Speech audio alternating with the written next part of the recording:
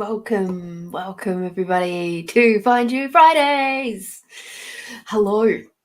All right, let's get busy sharing this out, give people a bit of a chance to get on and join us. You double check I did that. Yep, I did.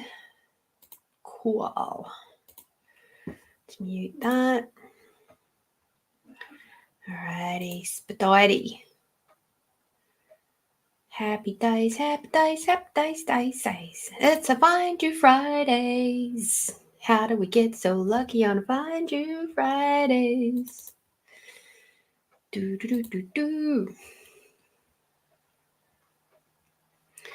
Okay, let's jump over to here.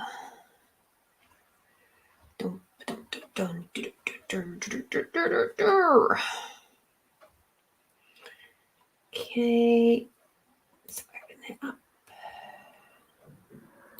Make you big. There we go. Fabuloso. Okay. Share.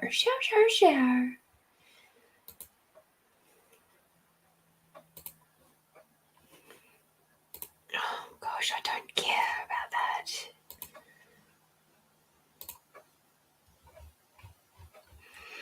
So they ask you to do things at just the most inconvenient of times, don't they?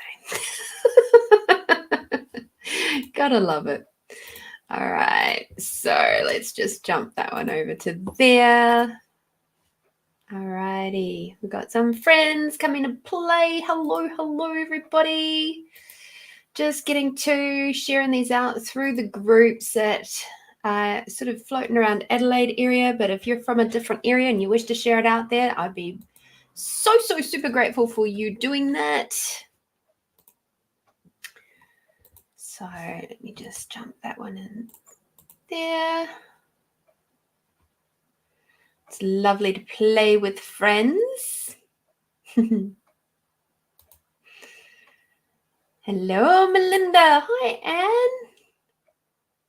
Oh, that's an interesting question. Of course, remembering that if you desire to have an extended reading, you're more than welcome to pop through a wee donation. It's in the show notes, it's pinned comment, it's now rolling across the bottom of the screen. Okay, let me just keep rocking through these amazing groups that I'm a part of. Gotta love those romance questions, don't you? I guess overall, with the romance side of things, it really truly depends on where are you at with you? Where are you at with romancing yourself? And I know that might seem like a little bit of a cop-out, but I know that it is very true for where I am at and where I got to around being able to attract someone into my life that was going to be honoring of me. And to do that, I had to learn how to be romantic with me first, to heal a lot of those aspects of self where there was a lot of hurt and a lot of pain and a lot of trauma. And yeah, I had to learn the hard way of how to do that. And well, it wasn't even the hard way. Thank you so much, Melinda. And of course, you beautiful being, you're first off the blocks today. After we finished our group reading. So yeah, I had to do an awful lot of healing with me first before I could even contemplate really diving into relationships with other people that were going to be healthy. And and it doesn't mean that every relationship is going to be flipping amazing, because you know what? they still require work. They still require your, it's like a good garden.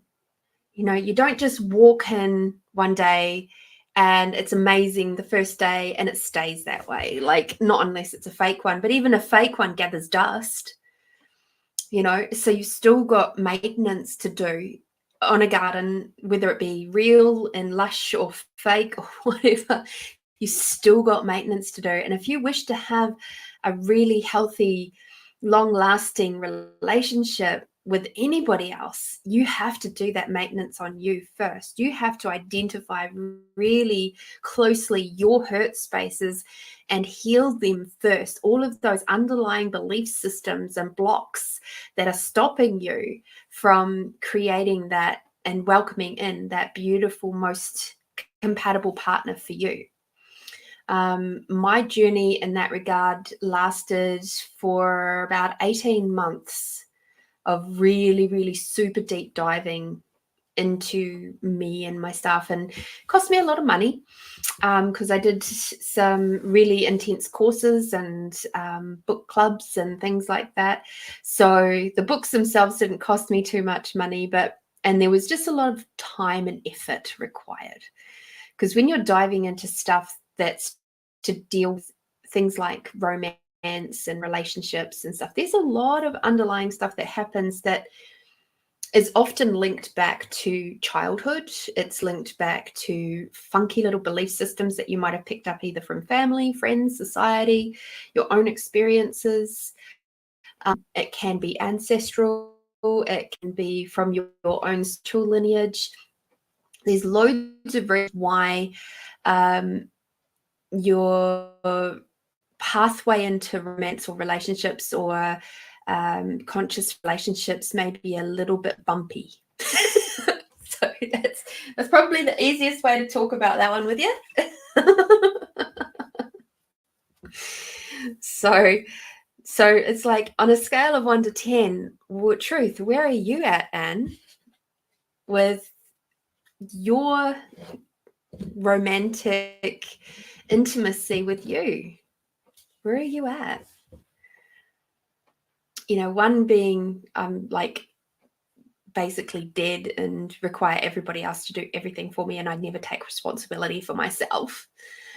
Everybody else is to blame why I'm not getting what I want, what I wish to have, versus 10 being, yeah, I'm absolutely responsible and I'm a conscious person, and it's and yes, I am deeply connected to oneself, and I am in total communion with everything and everyone, and I have the honoring of self, and I have my 100% vulnerability with myself, and I have my honest 100% in trust with me, and 100% allowance with me, and 100% gratitude with me.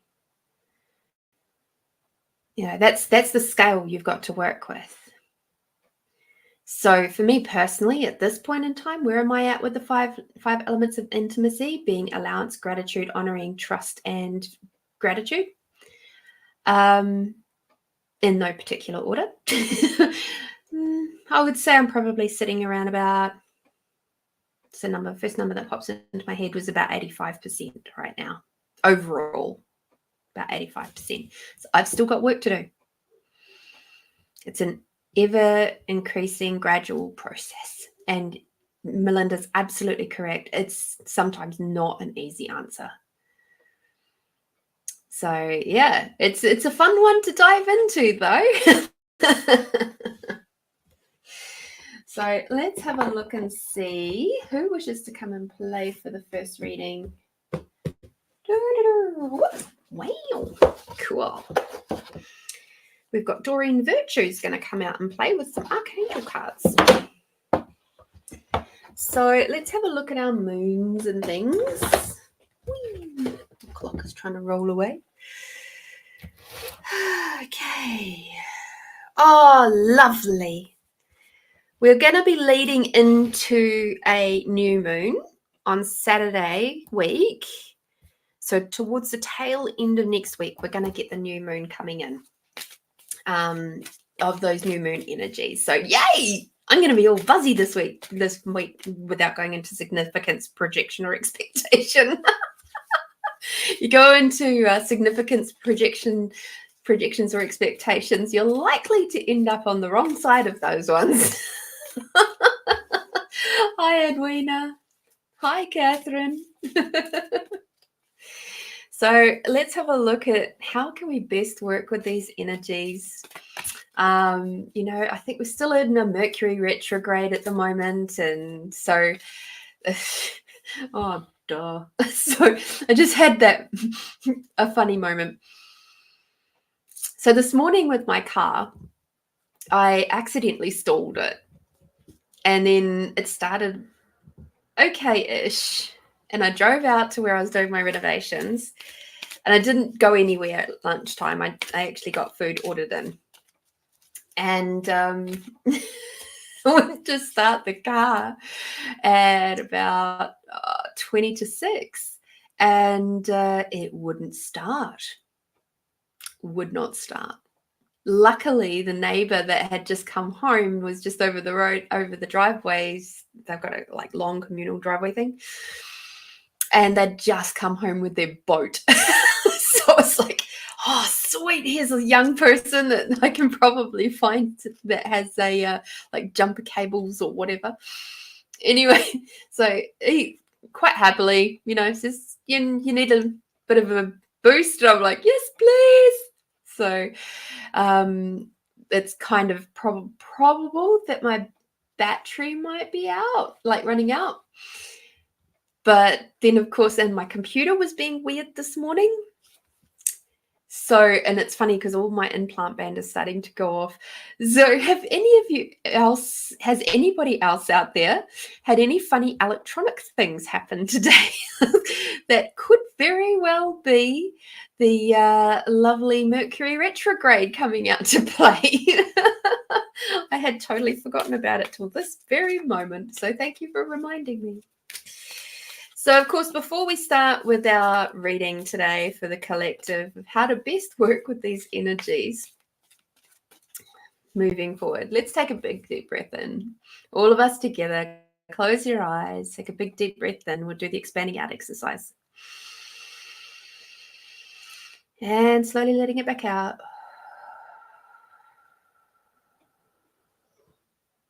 Breathing in. Hold for 4 seconds. And slowly letting it back out. Hold for 4 seconds.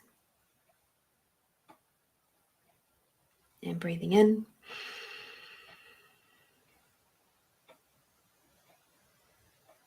Hold for 4 seconds. Breathing out. We're just allowing all of those stress hormones, all of the week to just down. We're indicating to the brain that it's okay to just relax and chill out for the evening or for the period of time wherever you are in the world.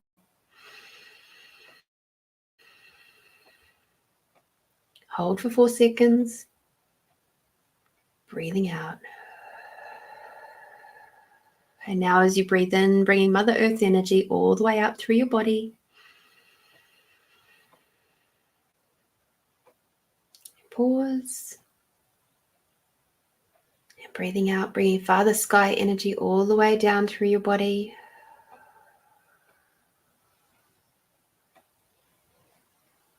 This time bringing Mother Earth and unconditional love all the way up.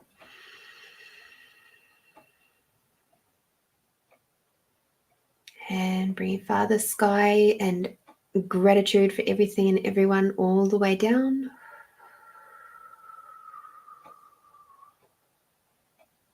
Mother Earth energy up. Father Sky energy down. Just keep remembering that cycle as we keep expanding out our awareness now. Out beyond the size of the room that you're in a nice big bubble. up into the sky, down into the earth, expanding out your awareness out to the size of the country that you're in, to the size of the planet, to the size of the solar system and the galaxies, and past the universes. Good work. And now grabbing your sense of allowance and expanding that out. Remembering allowance is the ability to perceive, know, be, and receive everything from no point of view. There's no trauma, there's no emotions attached. You just see it for exactly what it is. Expanding out your allowance beyond the size of the room, beyond the size of this country, beyond the size of the planet, beyond the size of the solar system, the galaxies, the universes, and now beyond your awareness. Wonderful, wonderful, wonderful. Fantastic.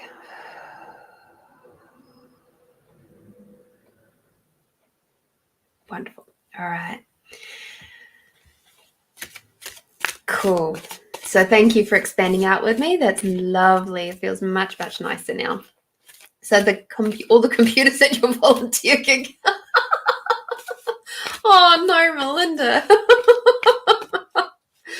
Oh dear. So let's just tune in on the best way to work with these energies for the collective moving forward from the 13th of May through to the 19th of May. See what our teams have to say about all of this, what the universe has in store.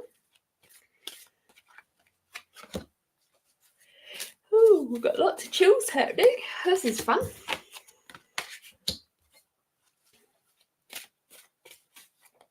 Oh, goodness. Got lots of little vortex things going on.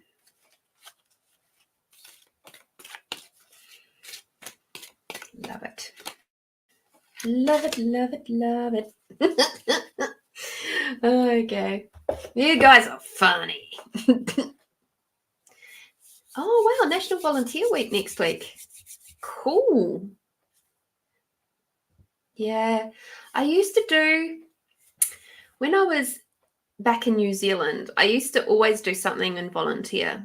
But then I moved over here and nothing sort of really seemed to sparkle me very much around doing volunteer work over here. And so it's been a really interesting aspect of going, okay, well, how am I feeding that side of me? And if I look at how I'm choosing to be with Find You Fridays, it is very much voluntary. And I know that for the new people here, they'll go, but you're asking for donations for, extended readings. Well, here's the thing. The donations for the Find You Friday readings go towards, I put them all towards and often top it up with my own funds as well. And they go towards a charity or an organization or somebody specific that is doing good works out in the community. And I donate everything. So basically, this is totally a not-for-profit. And that is how I work with that one. So for me, in a lot of ways, this is voluntary.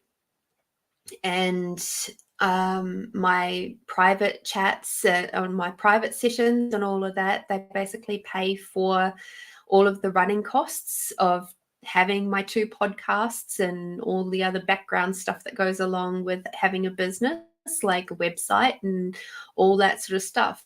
So yeah, this here is like those donations that you put through for extended readings don't line my pocket at all. And I keep a tally each week how much we've brought in, and I just have it as the tally of what people have donated. So it goes through PayPal. PayPal takes out their fees, and I still round it to the donation amount anyway. So if somebody has donated, say, $25 and the PayPal's taken out their fees, I still mark it down as $25. So that's where I'm saying I top it up as well. And sometimes if it comes out to, over the month, it might get pretty close to a rounded number. I'll top it up with my own funds there too. So I am doing voluntary work but just in a really, really different kind of a way. So let's have a look at this week-long reading. So this week coming, we've got some interesting energies coming up. Really interesting. So the first card that we've got is Crystal Clear Intentions. So over this next week, and obviously this is coming because it's coming into that new moon phase, we have those elements of like life review that are coming up. So let's just have a look at our Moon Magic book. So the new moon is about time to set intentions. Okay, so again, crystal clear intentions. So there we go. Working with these energies of the new moon, this is the time to set intentions, initiate a new relationship, look for a new job, get a haircut, to create a new you. Say hello, send a smile, write a note, have a conversation. Pay attention to new people who enter your life. And the affirmation is to light a pink candle and say, I welcome new opportunities and experiences. So, of course, we'll go over that again next Friday because that's the new moon will be happening that night. But that will sort of help with what we're going into with this particular reading too. So that first one, crystal clear intentions, be clear about what you desire and focus upon it with unwavering faith. So what is it truly that you desire that's going to create more for you and the collective moving forward? At the moment, with all these amazing energies that have been shifting and changing, and we're getting rid of a lot of old crap out of our systems at the moment, literally, figuratively, and metaphorically. If you've been around my channel for a little while now, you'll know I speak a lot about how March 22nd saw the shifting. That was the Heaven's Cross shift. And at that point, it was basically like game's over for 3D. All those puzzle pieces, all the game pieces for the 3D world are now in earnest being put away. Okay, so we are moving into 5D space. And with that comes a bit of decluttering. And it may show up as sickness. It may show up as, energies that have a bit of a spotlight in your world, things, aspects of yourself that you've tried to push away, that you don't want to look at or whatever, or like people who might come up and irritate you a bit more than usual. This is all really wonderfully good signs that your system is ready for the next upgrade and is ready and already moving towards that 5D space, right? So with that, and I'll get you to ask yourself a question now.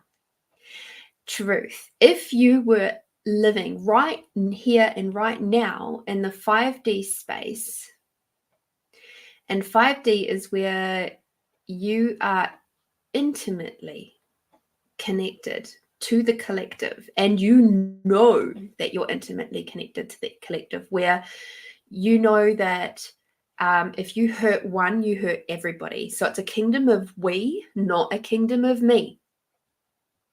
Okay, so if you're working from the kingdom of we as opposed to the kingdom of me, and you're choosing to live in the 5D realm, truth, what would you choose?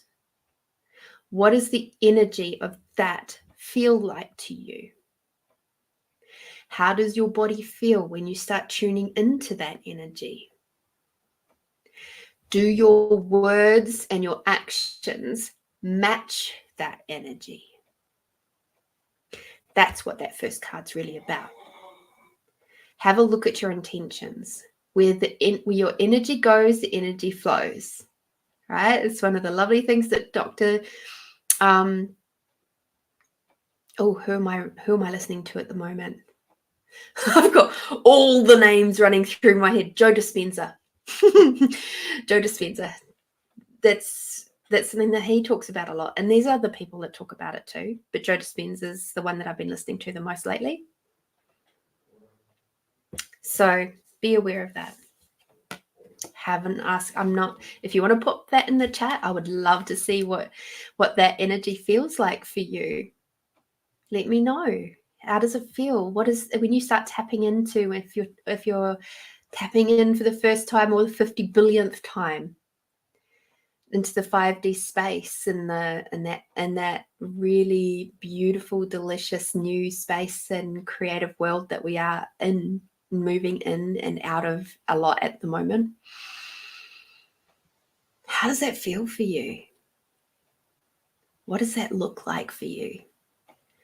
Because I can tell you in my space, it's a lot more ease. And self-doubt is no longer something that I play with in that space. If in a moment of intuition pops through, like an inspired thought or whatever, I pay attention and I act on it. And when I can tell, when even in the last week where I've been diving in and out, because I'll have these moments of intuition that have come through and I'm like, yeah, no, whatever. And no, it'll be fine. And then I've played it, it's played out, and I, on reflection, go back and go, I knew that was going to happen like that. I intuitively knew. It's like, I had a moment yesterday. I was trying to chuck a bag of rubbish up into a big skip bin. And a part of me said, don't try to throw it, lift it in. It wasn't a very tall skip bin, so I could have just, pushed it up and over. And I thought, give it a go anyway. And I tried to hit it and it split and it went boom, all over the ground. And I looked at it and I cracked up laughing because I was like, I knew it was going to do that. Yet I didn't listen to my own intuition. So I made my job harder for myself. So be aware. Be aware out there. I'm still having fun and games with myself with this. The next card that we have, which actually runs really nicely into that lovely little story, is compassion. So while we're still getting our feet in this particular embodiment into the 5D realm, please have a lot of compassion for yourself. The 5D world is all about compassion. But if you're floating between the 3 and the 5 and you're floating through the 4, which is very emotional and all that sort of stuff, very intense space is the 4D, and it's only a transitionary space. Compassion is going to be your best mate for this next little period of time. Because if you can be compassionate with yourself, if you can be compassionate with others, then your compassion with self is going to be a lot easier to have. And then if you've got compassion with yourself, then the compassion with others flows easily. And then it's like you can just be an allowance of all of the funny little energies, the funny things that are coming up at the moment. And you'll see them as being funny rather than stressful. And that's the brilliance of the 5D world. Okay, you'll see things for being more of where's that silver lining, and it's not to be totally Pollyanna about it. And if you know what that reference is, it's like look for the I don't even like saying the lesson, but what is the space? What have you gained?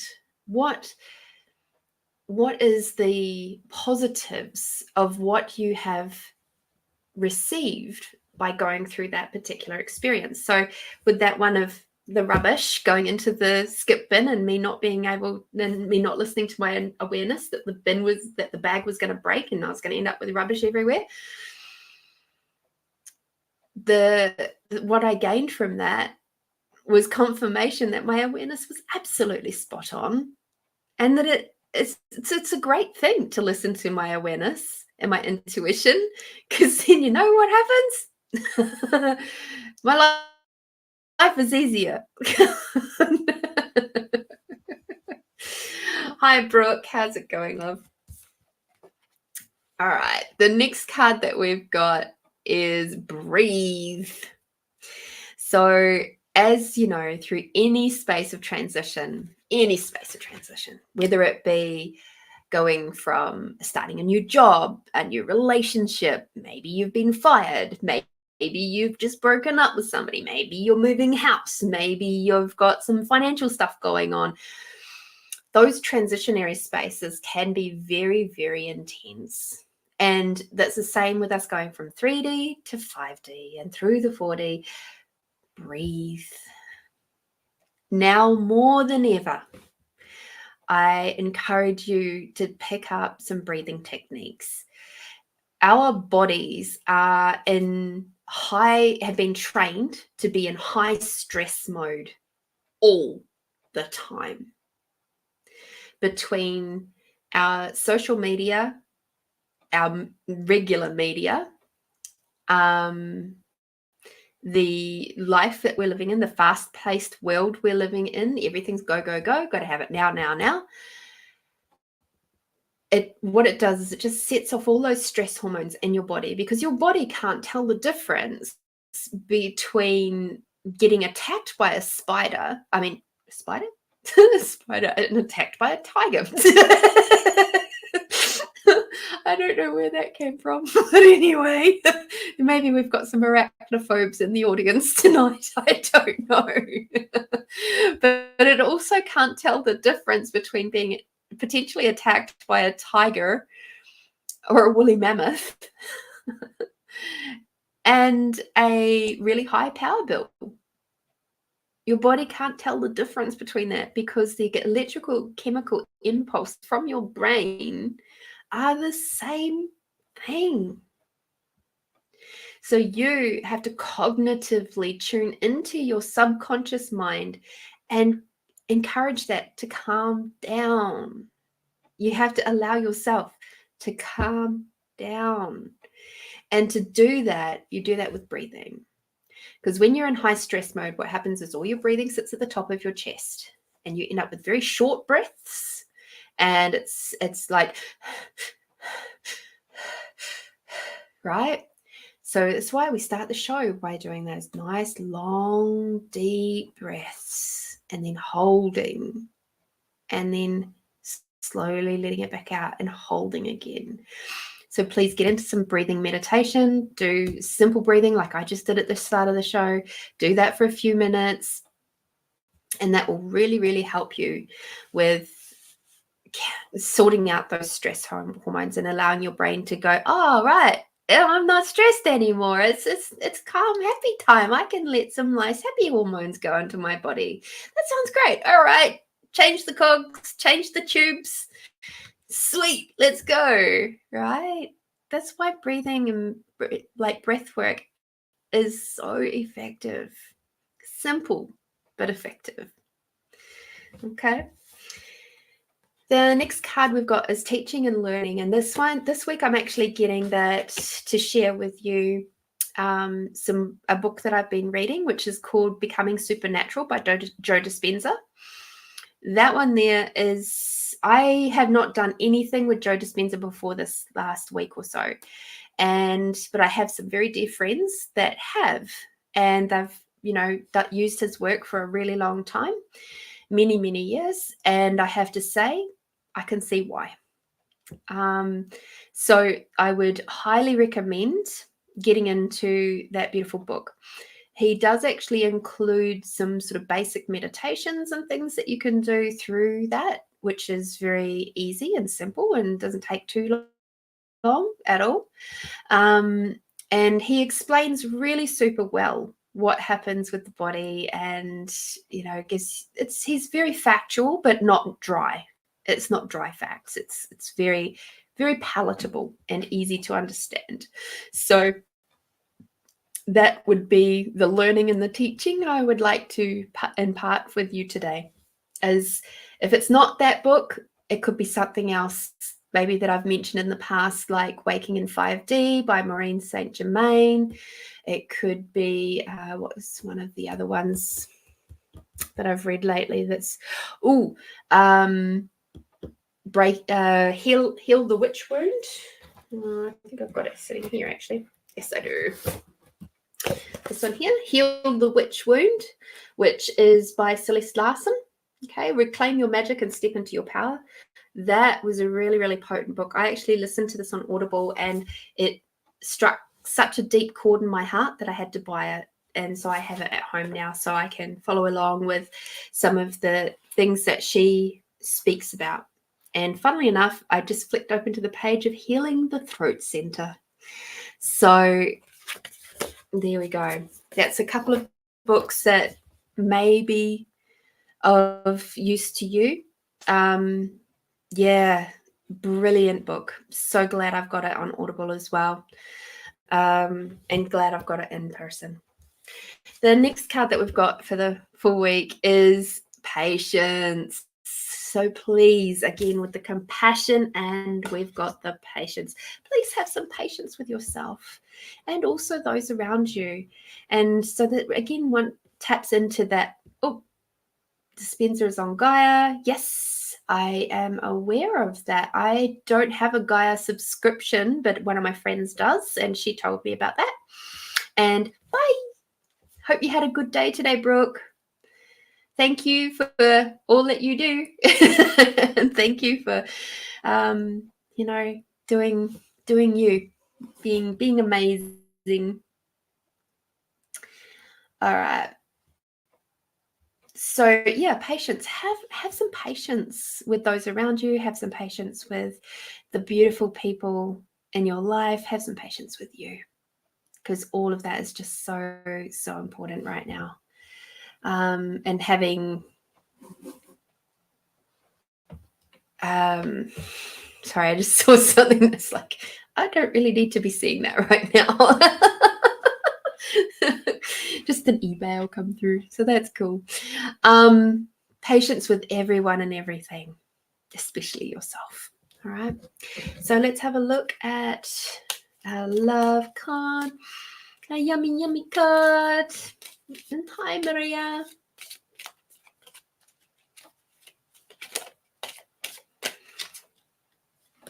Heart. Interesting. So the reason why I say that's interesting is that when we were doing that expanding out exercise at the start of the show, I had the awareness to go into the heart space, into the heart chakra area, and expand that out. So it's come up here. So we are going to do that. So I'd like everybody to just close your eyes once again. Take that lovely big deep breath in. Hold. And slowly let your breath out.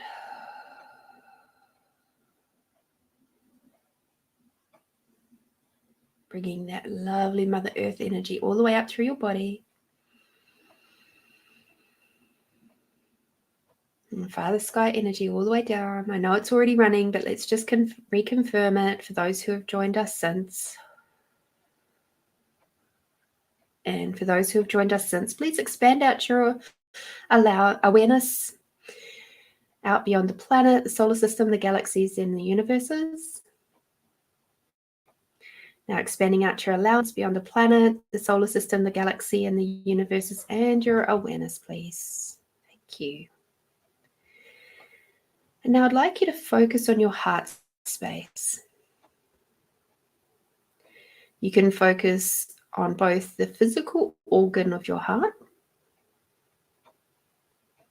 Become aware of how the blood is pumping.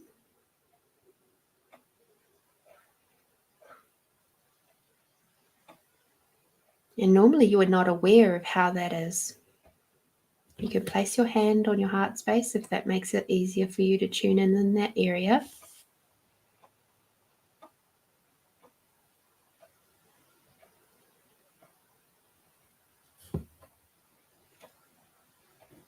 Just become aware of the heart and its thump, thump, thump. And go into the heart as if you've got like microscope eyes, and watch how the blood is being oxygenated. It's coming in depleted of all the oxygen, being pushed around the heart through all the different valves, being re-oxygenated, and then being sent back out through the body, nice and fresh and lush. Coming in quite dark and then leaving quite light.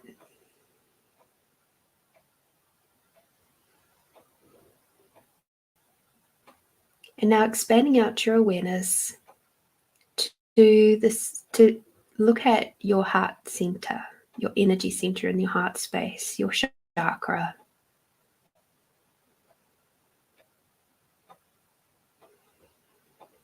This lovely color of green.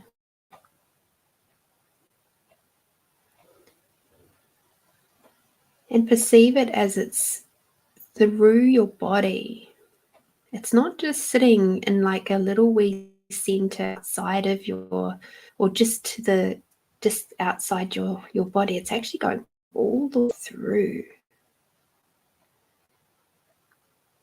Kind of like what I'm seeing at the moment is kind of like the Milky Way. How the Milky Way is just kind of like cutting all the way through the galaxy, or in our solar system rather. It's kind of like that, but it's like your whole body is the universe. And this is one aspect of the universe. And your heart chakra center is not a little tiny part of it. It's like all the way through, from front to the back and the side to the side. All the way through that heart, that lovely, beautiful pumping heart. And now I'd like you to have a look at the petals. If you see the heart chakra as being petals, I'd like you to have a look at those petals and see, are they full and lush? Are they not? If they're not full and lush, draw up some energy from Mother Earth through your base chakra, through your first 3 chakras, and adding those energies, especially those first 2 coming up. And those 2 first energies will help to heal your heart energies. You're healing yourself. And you've got Mother Earth energy with unconditional love coming up through into your heart. And just repairing any damage which is sitting there in your heart chakra space. Any little energies that are no longer desired or required, you can let them go now. You can see them floating off you like ashes in the breeze, up to the universe to be cleansed and cleared, never to return to you again.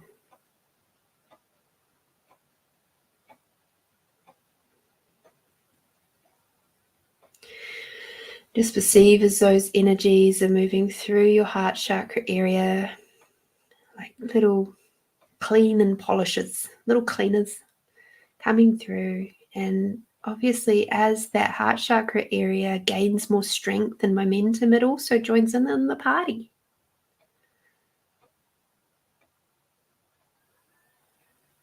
And now I'd like you to expand out your heart chakra area. You can roll it up to the throat area to reactivate your throat area. You can roll it up to your third eye, to the crown chakra. But I'd really like you to expand out your heart area. And I'd like you to expand out your heart chakra over your next week. So perceive everything that could potentially happen over the next week. You may not have the words or the pictures for that yet, but the energy of the next week. Because, of course, everything is happening in the now anyway. So expanding out your heart energy over the whole of the next week. being an allowance of any stresses or strains that are coming through, and approach them from that place of compassion and patience and unconditional love.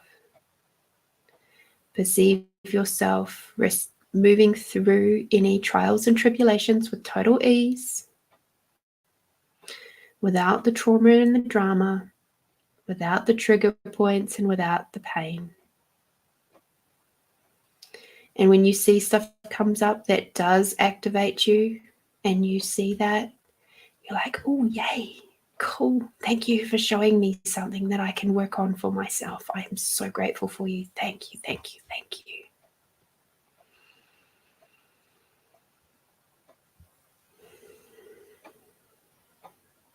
Beautiful. All right, take a big deep breath in now. And out. Beautiful. You can open your eyes. Here we go. We got a healing meditation in at the start of the show today. You just never know what's going to happen on Find You Fridays. I had somebody say to me the other day, why don't you have other people come on the show? And I thought, well, that's an interesting suggestion.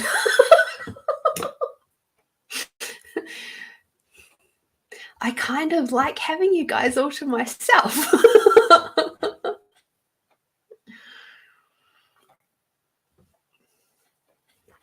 However, it's getting a bit strong. So that was a tea to Christmas blend that I was given for my birthday.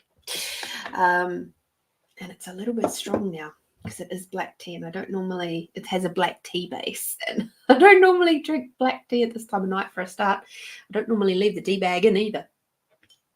And she's been brewing for like nearly an hour. That was strong. So that's all right. We're going to be good for the rest of the night now. All right. So Melinda, my love, you have gotten to and done a donation. So if you would like to please say that you're still listening, because I know that you are looking at what you would like to have for, like maybe either work-wise or just what to focus on for the week. So thank you very much for your donation. I'm very, very grateful for you. She was smart. She got in early.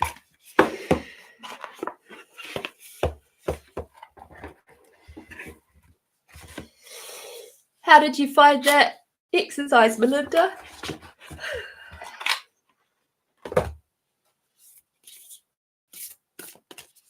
That was your team coming in. Hello.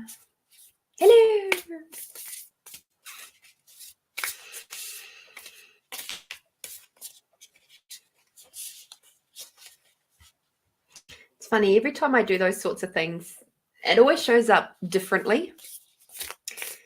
And yeah, that one was very interesting. It was literally like there was the body, and then I could just see like the sparkles of energy of the heart chakra area going all the way through the body. Like I said, like the Milky Way. It was just so super cool. All right, so let's have a look and see what your team would like for us to communicate with you about, to focus on moving forward.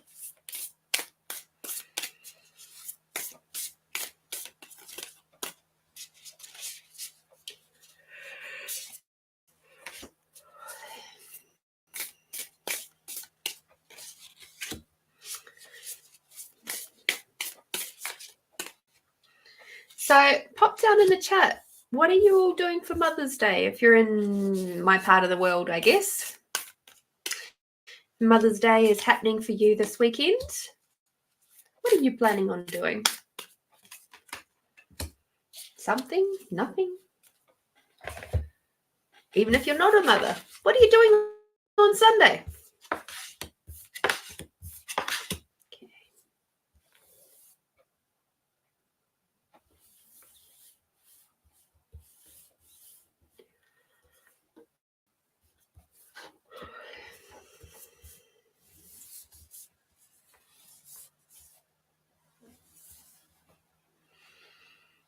Okay.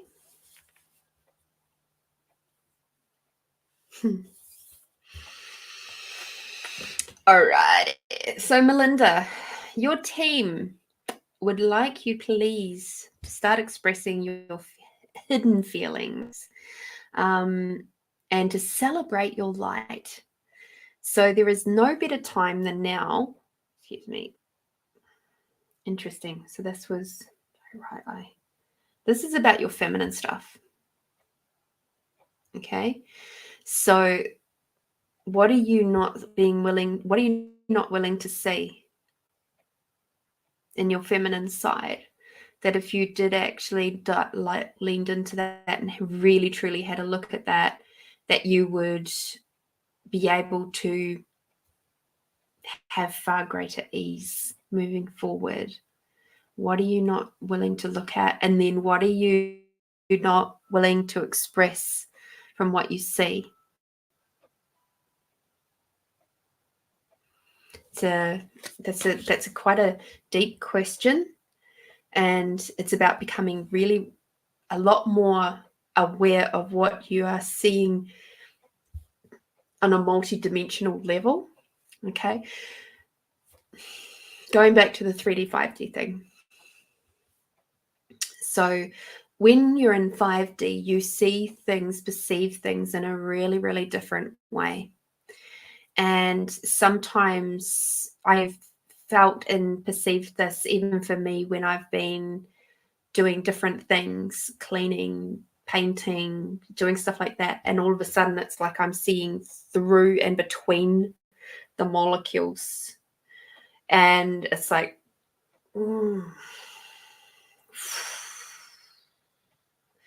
because it's very difficult to paint or clean something that's not really there.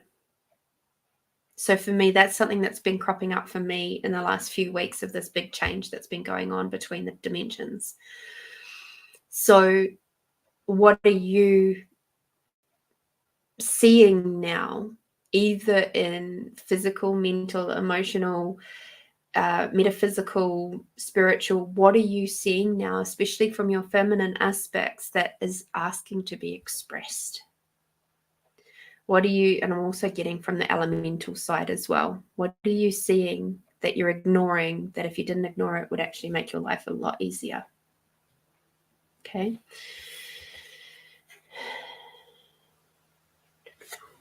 We've got, this card is reversed. Okay.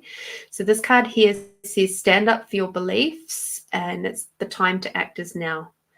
So at the moment, you're not standing up for your beliefs properly. And saying that, what are your beliefs? What do you value? Do you know what you value? Really, truly value? And if you do really and truly value that, are you willing to have your own back with those beliefs?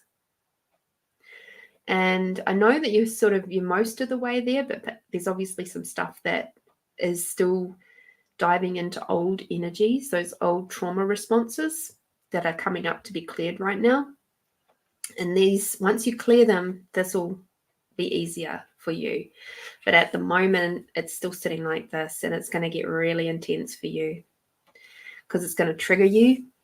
These things are going to be triggering for you, and they're going to make you doubt what you're doing.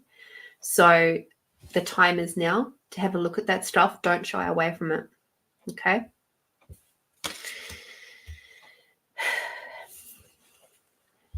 Another reverse card. How exciting. So this one is deepen your concentration, focus, and grow into what could be. So again, oh, interesting. What are you not saying? Got an itch on the lips this time. So your concentration, deepen your concentration. Where are your meditative practices at? And with that, they're asking you to do something like go even deeper than what you have done before. Really, like, even if you only do a 8 to 10 minutes of just sitting there in intense gratitude. That's it. Intense gratitude. for 8 to 10 minutes every day. That's it. You will find your life will start becoming more and more ease, and you'll find that things will just start creating and shifting around you as if by magic. Okay? I'm pretty sure we can all do that. You can do that with your eyes open. You can do it with your eyes shut. You can do it with standing up. You can do it walking. You can do it lying down. But the task is to actually be in super deep meditation. I mean, gratitude and meditation. Whenever you find other thoughts coming in and your mind starting to wander, come back to gratitude. Boom. It's like, yep, okay, and. It's like there's a wonderful theatre sports game called Yes and, where it's like somebody says something and you go, yes, and then you continue the story. So when we're in that deep gratitude meditation and your mind starts to wander and go off elsewhere, thinking about the grocery list or what you're going to cook for dinner or what you've got happening at work or somebody, I don't know, family stuff or whatever, come back. Yes, and back to gratitude. Back to gratitude. Set the timer on your phone so you're not distracted and thinking, oh, I've got to, check my phone to make sure I'm not gone over my 8 minutes or whatever it is. Don't give yourself that opportunity. Set a timer, make sure it's going, and then slip into your meditation. Okay? They're asking you to go a lot deeper. With whatever your practices are, go deeper. Okay. The next card that you've got, Melinda, is speak with loving kindness. Words matter. So this is something we've been speaking about a lot on the show, of being very, very aware that your words are so potent and so powerful, and not just yours, everybody in the community here.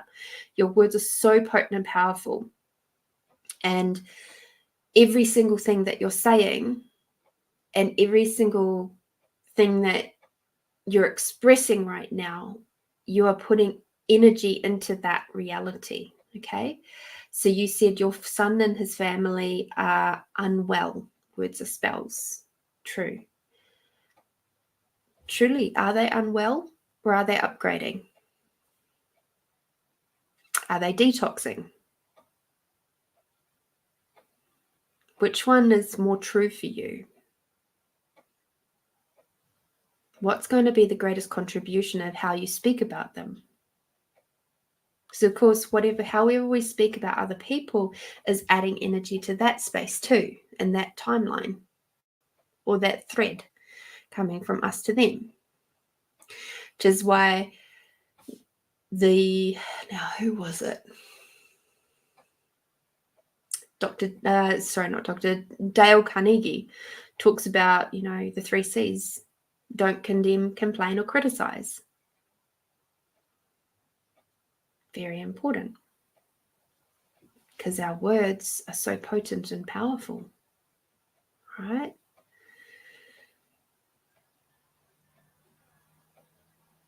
Be aware. Be aware of how you're using your words to speak about yourself, your job, your finances, your family, your friends. Be aware of where you're using judgment or non-expansive ways of talking about yourself, because that's very 3D. So change over. Speak in a 5D language, 5D vocab.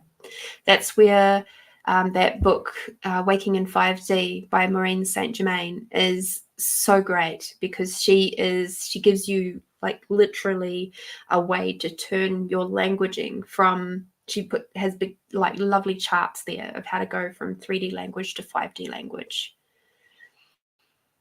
So fabulous book. This card here is also reversed.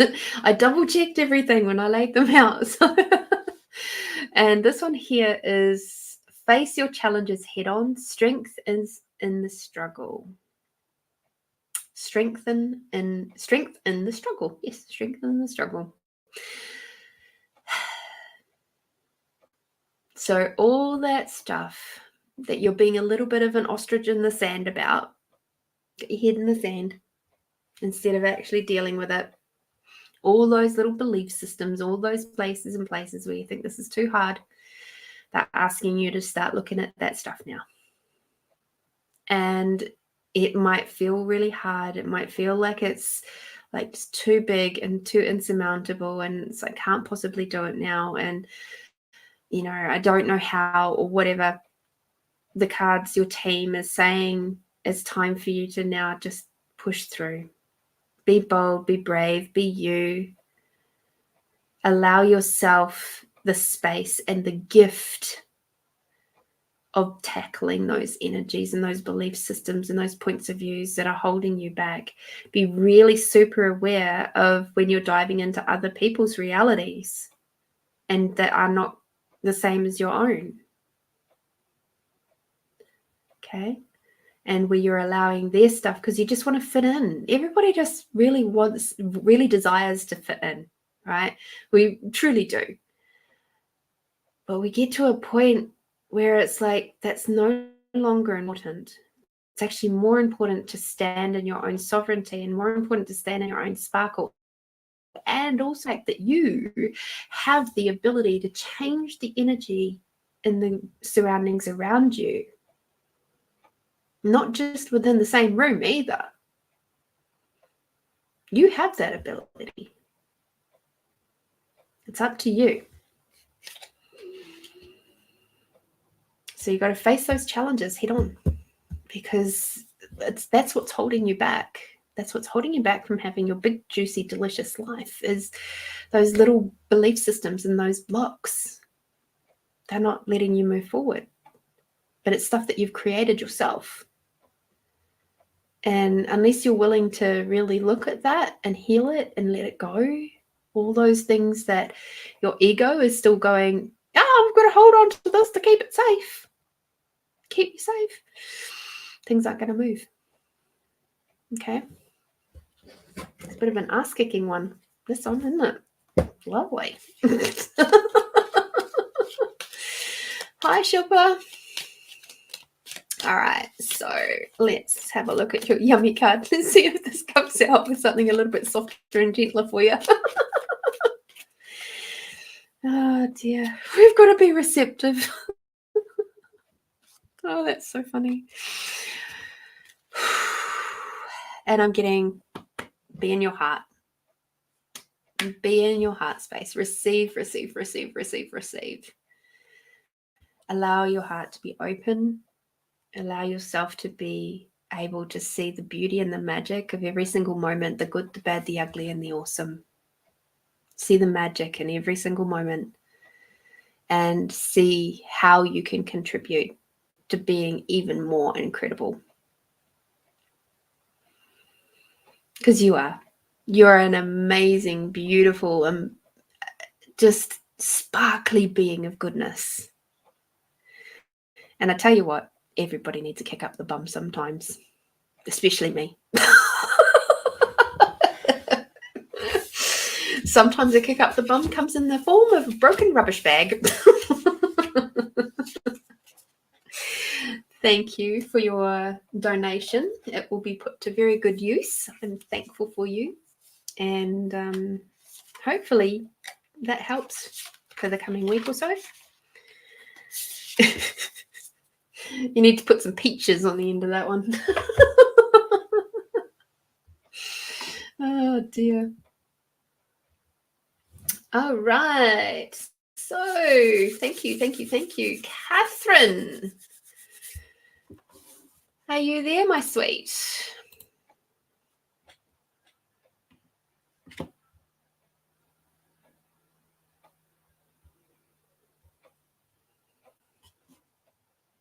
Right. So just to jump back to your Mother's Day, thank you for answering my question about Mother's Day.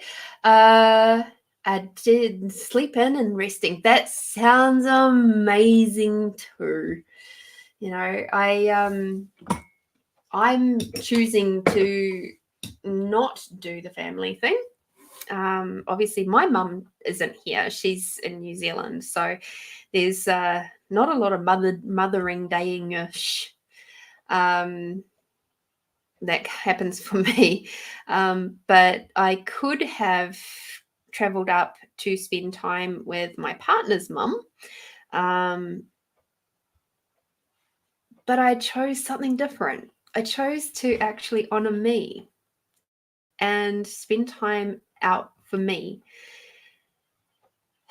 So I'm going to a full day retreat. And I'm really, really looking forward to it.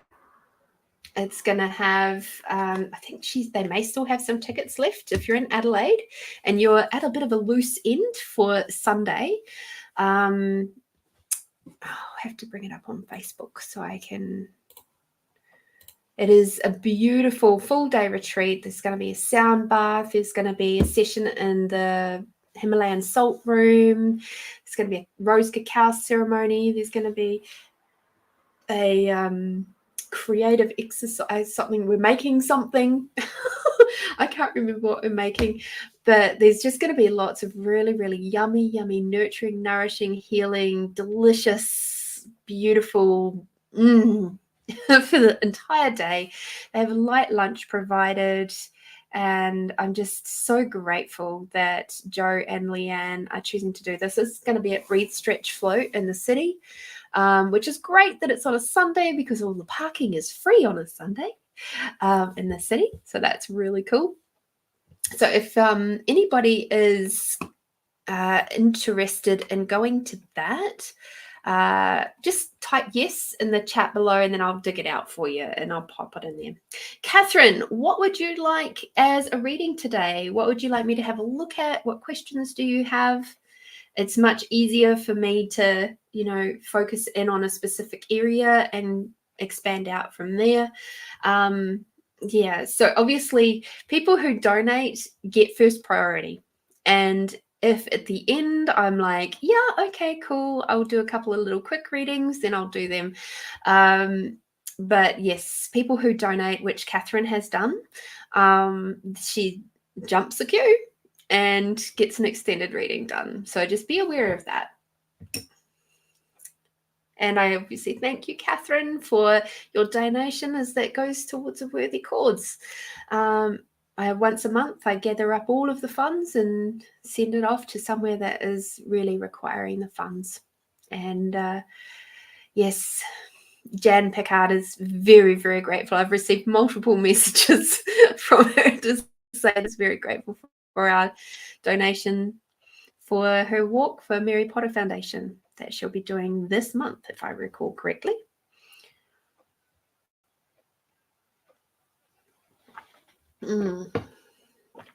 Lovely. So glad I have my tea holder and keep a warmer thing. So good.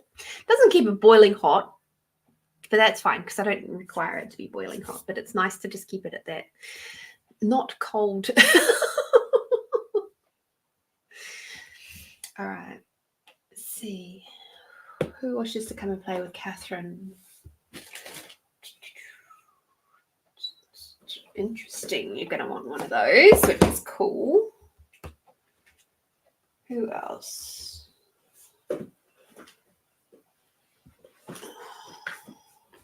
You guys are hard because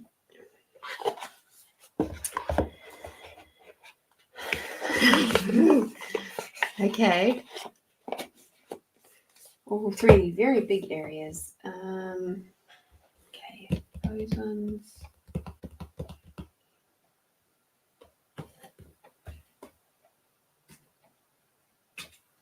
Oh, okay, cool. Sometimes you can just have too much choice.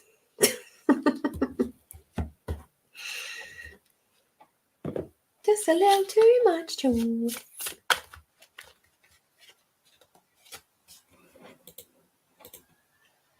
All right.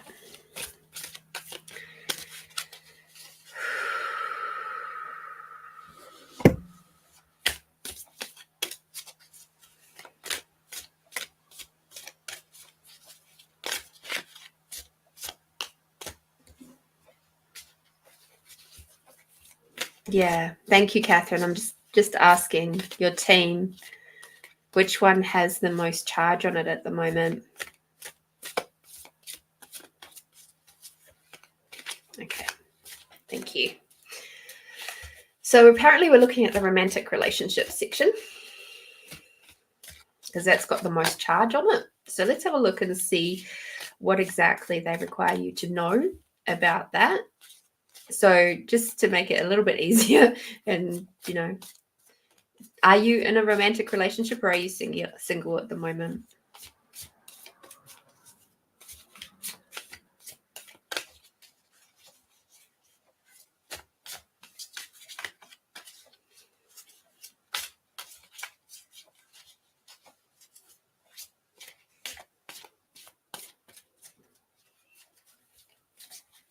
Okay, thank you.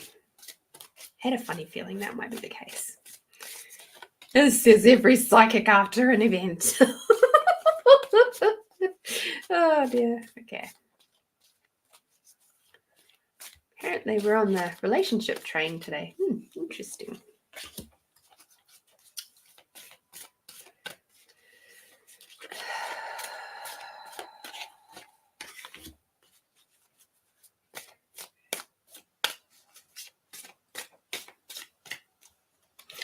One of the things that's coming out as I'm shuffling these cards is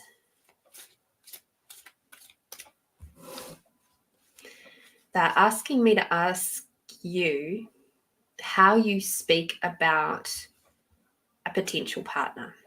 So sometimes we go into some interesting belief systems when we say, oh, I wish to have the love of my life. Okay. Or I wish to find my soulmate. Or what's another one people say?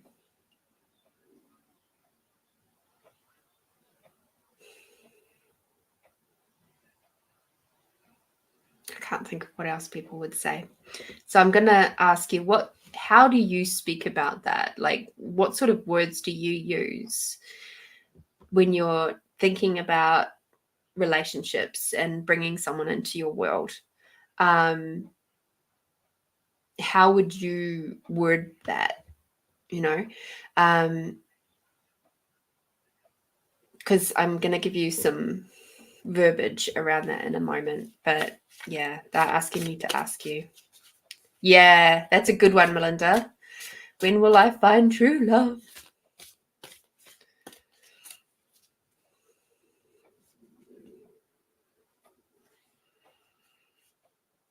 Because that little statement there, like Melinda's just said, when will I find true love, is very much a conclusionary statement that you haven't found it already and that you'll never find it within.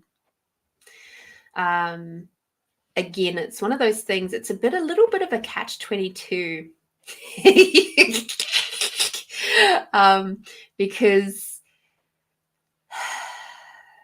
like there is a little bit of a funny thing of how can you know what true love feels like until you experience it?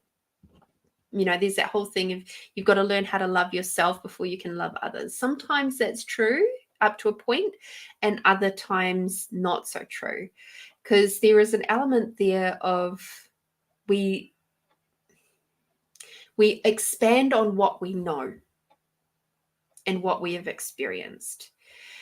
Sometimes those experiences for us to draw on, we've actually got to pull on them from other lifetimes, dimensions, realities, and non-realities, or other, or from our Akash, or which is where all of that sits. Okay. So if we've been raised, I'll give you the example. If we've been raised in a really toxic, abusive, narcissistic type family, and all you saw around you as far as adult relationships was arguing, fighting, manipulation, abuse, and toxicity, that is what you're going to grow up thinking is normal, right? Then as you're growing, you might start observing your friends' parents that are not doing that same thing. And kind of go, oh, well, depending on the type of person that you are.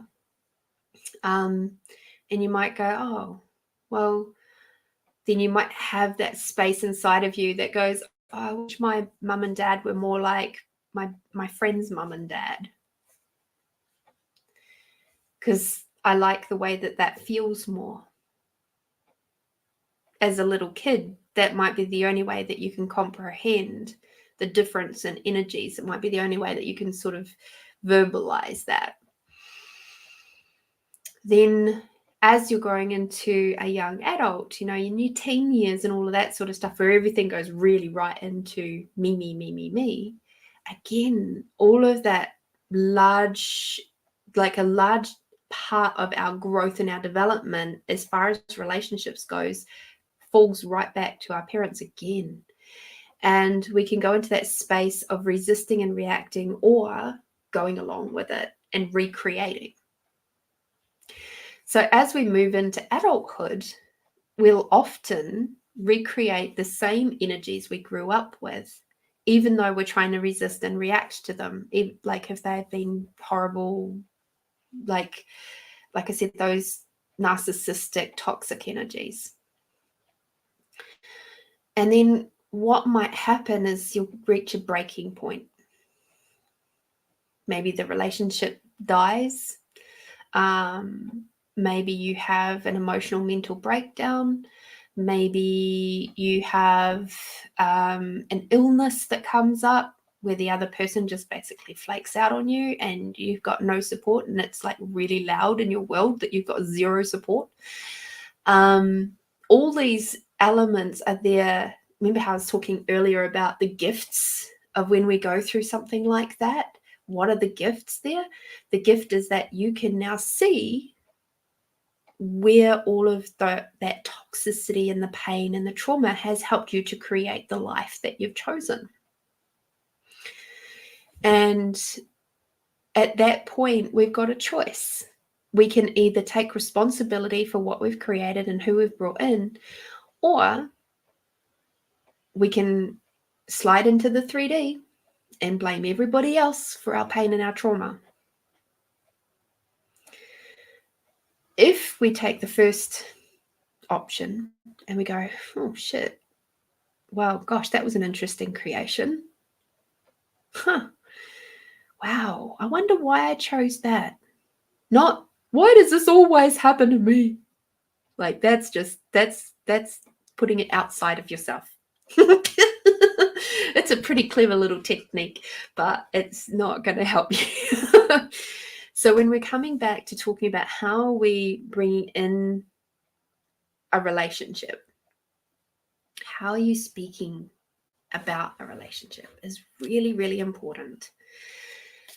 I wish to find my other half. That's another one. My better half is another one. Other half, better half. That is another element that is around that you're not complete. And if you talk about bringing your other half or your better half, that's exactly what you'll bring in, and you'll be in a codependent relationship. Okay. So once again, being, will my next connection be loving and lasting growth for each other? For or with? That's a really good start, Catherine. Fabulous next start. Fabulous start. And one of the best, most yummiest ways to ask is, you know, what would it take for me to welcome into my world my next most compatible partner who will nourish and nurture me and me to them, and hold true and value all the elements of a long-lasting, loving relationship. Creationship is even better than that. Relationship can come. Relationship is about the distance between two objects. Creationship is where you're actually creating and you're acknowledging the energy and the space that you're creating together. So that's another interesting way to put it. Right.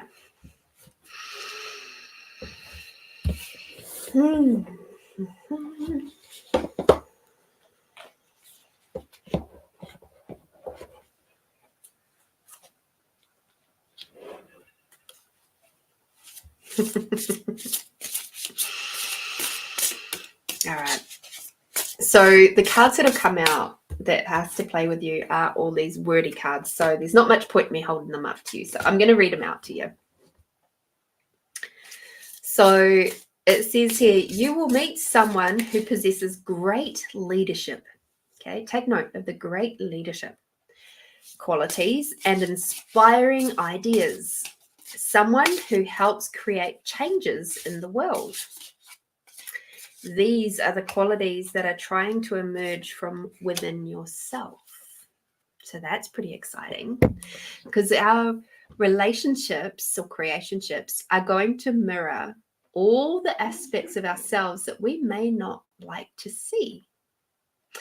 And we'll know if that those elements are coming up to be healed within us, because the things that are pissing us off about the other person, that are irritating us, is stuff that you have to heal within yourself to get to that place of being an allowance of it. It's a handy hint for when you do find this amazing leadership person who has like great contribution to the world and helps to change the world. Then it says, be generous and be open to the generosity of others. Have faith. So with that one, what I'm getting is that for them to come into your world, you may have to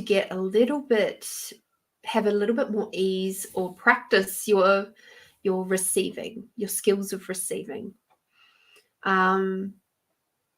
So when somebody, I'm going to ask you, when somebody does something for you, do you have this space inside of you that chalks it up in a little chalkboard in your head and goes, oh, they did something for me, now I've got to look out for a moment where I can do something for them back? It's like there's that moment of expecting a gift to come with ties. Now, quite often that happens in a more in a family situation where it's like, I'll only do something for you if you'll do something for me. It's like, I'll scratch your back if you'll scratch mine. It dives into those elements of people pleasing. And so it's like, when we're people pleasers, when we're sort of expect to have gifts given with strings attached, it becomes very, very difficult to perceive the possibility that somebody would actually give you something with no strings attached. And it can make you feel really uncomfortable, because your normal is strings. Then to suddenly have no strings, it feels really weird and uncomfortable. Super, super, super uncomfortable. So that's something that you'll have to practice doing. Now, I can relate to this one, even from the element of receiving compliments or like feedback, a positive feedback about things I've created. And I used to do things like, I would give somebody a gift which included a handmade card from me, and I would give it to them and walk out of the room going, I'll just go and make a cup of tea. All right. So that I didn't have to be on the receiving end of their adoration of something that I had created. I had to learn how to receive even that. Like, that was when my receiving levels were not great. But what I learned was that when you don't receive well, it's actually incredibly, I can't even put this delicately. It's actually really abusive to the other person. It's basically taking whatever they're trying to give you and throwing it back in their face. So when somebody says to you, oh, would you like me to do that for you? Or can I do that? Or whatever, and you turn around and say, oh, no, it's all right, I got this. That moment there, you've basically gone and trampled on them, trampled on their energy, and thrown it back in their face.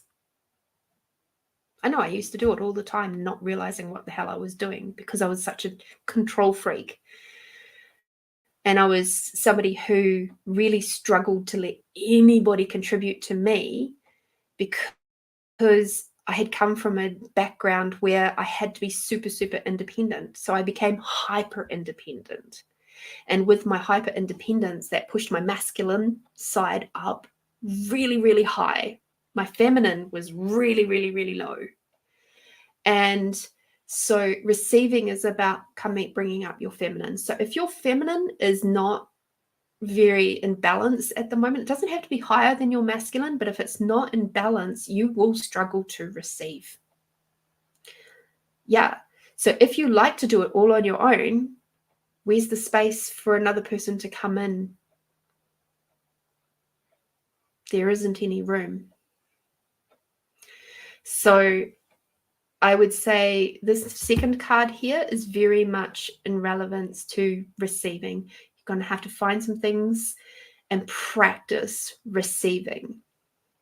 One of the things that I did on my journey of learning how to receive, I made at craft class this advent calendar. And what I did that year was I asked on Facebook for people to write. I put up a little post saying, what's your most favorite memory of me or aspect about me that you really like? And because I'd like to fill up my advent calendar and be able to receive all of these things at Christmas time. And it was a year, one of the first Christmases that I had on my own. And so I was here in Adelaide and didn't have any family around. It was actually a really lovely day, to be honest.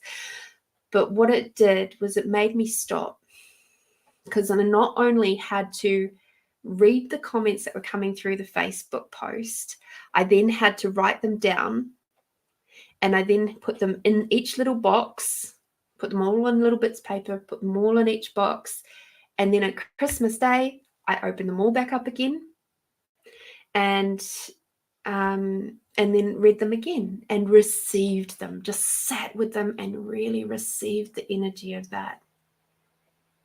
There was no pressure to receive it. There was nobody looking at me, nobody thinking I'm weird, nobody there was no pressure there to receive. I was just able to drop in, drop out of my barriers and boundaries, let them all float down to the ground and just be present and receive.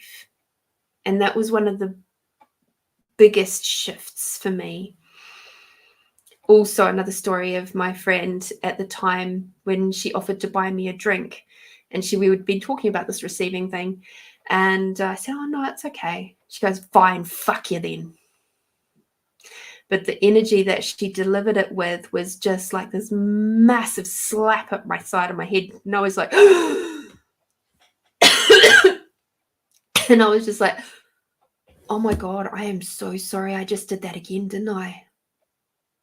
And she looked at me like I had done the most horrible thing to her ever.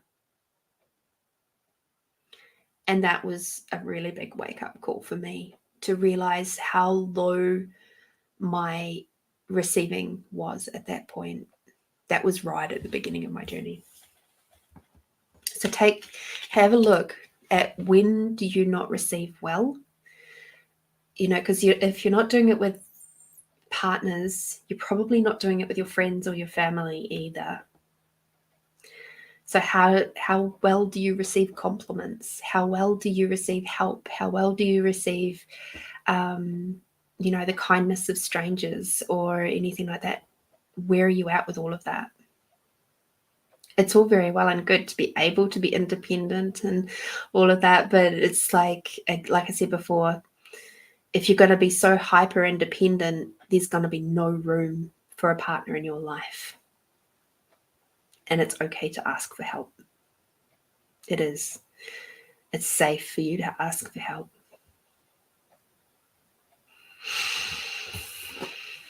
And that's probably going to just bring up a whole bunch of stuff for you to cleanse and clear on. The next card that we've got is be adventurous. There is much change around you and possibilities abound. Allow yourself to be open to them. So again, this is all about receiving. And you'll probably find that this is the same in the real estate situation. I'm getting a big fat yes on that too. So there is so much change happening. Just not just with you, but everywhere right now. It's really, really actually incredibly exciting time. But if you listen to the people around you, who are still very in the 3D, they'll be in the fear factor right now. They'll be like, oh, the real estate market is terrible. If you're renting, it's like, oh, it's such an awful, horrible market out there. There's no rental places. People are struggling so hard to get into places. The sales market is terrible, blah, blah, blah, blah. And everything that is, delete all of that. Right? It was just an example.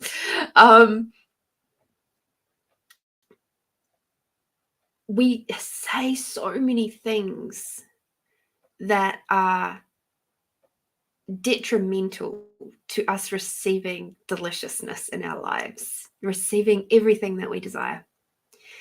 I'm also getting for you in this moment, I'm getting told, please do some work with your base chakra, do some clearing out work with that.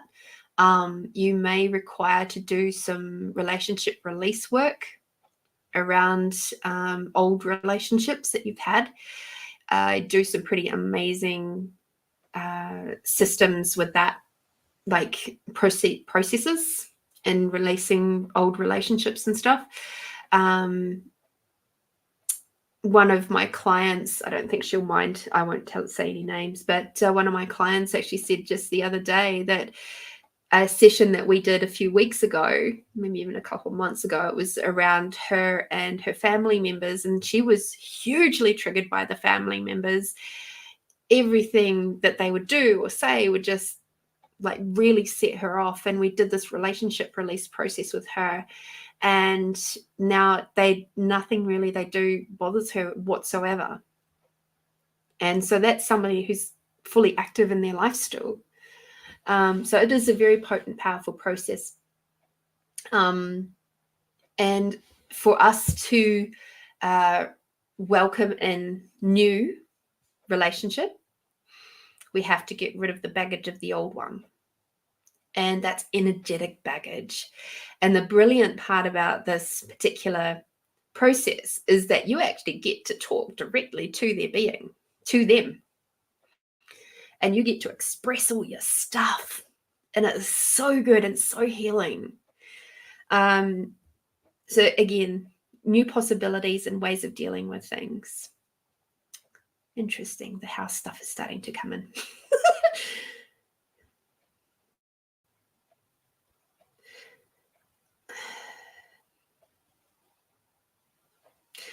All I'm being told is be open to looking in areas that you haven't looked before, that you've discounted.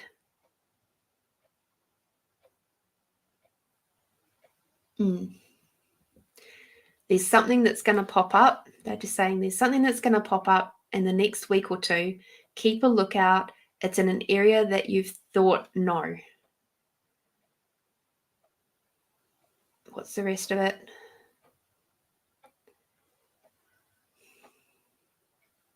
But you'll have to move really quickly.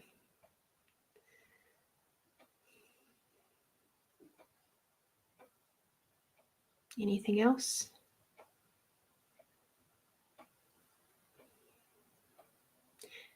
Other than you'll know it when you see it.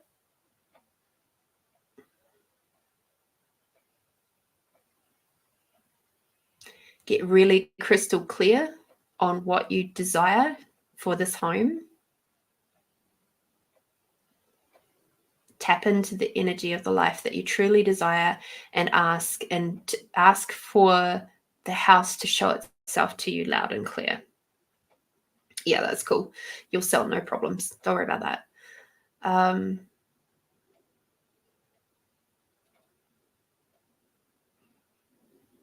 Yeah, cool. Ooh, there's a bit of energy on that one, and I'm going to have to get the book out.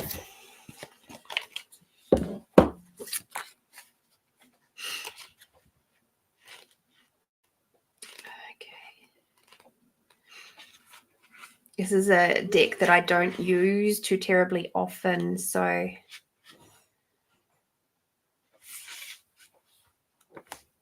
okay. So what we got is it's from the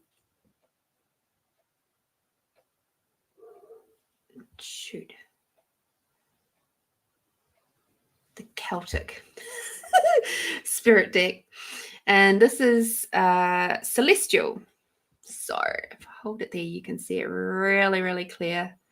So this is about the cosmos, creation, and spiral. So the spiral was an important symbol for the Celts, and it symboled many things, but mostly it represented movement and the constant spinning of cycles and of stars in the night sky. The North Star was believed to be the location of what they termed as heaven. The stars spiraled in the sky, which became the pathway to how souls ascended to heaven. A spiral has no beginning or ending, it just is. When we think of creation, we think of there being a beginning. A beginning usually needs force to create it. So where does this force come from?